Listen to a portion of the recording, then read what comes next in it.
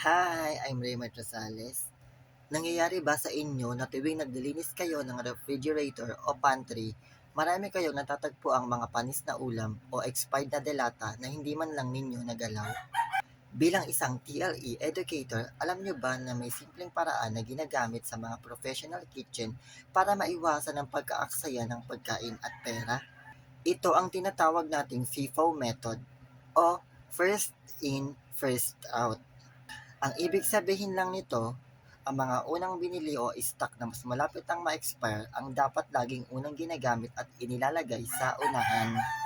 Kadalasan kasi, kapag may bago tayong grocery, basta na lang natin ito isinasalansan sa harap ng mga lumang stock.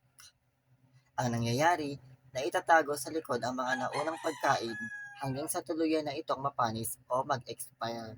Para ma-apply ito sa bahay, tandaan ang tatlong simpleng hakbang na ito pagka-uwi galing grocery. Una, tingnan ang expiration dates ng mga lumang stock at bagong bili. Pangalawa, iusog sa unahan o sa ibabaw ang mga lumang stock na dapat nang maubos agad. At pangatlo, ilagay ang mga bagong pamasahe o bagong groceries sa pinakalikod.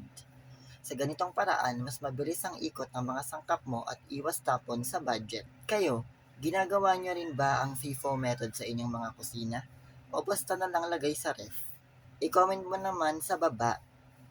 By the way, follow me for more TLE and food safety tips. Thanks for watching.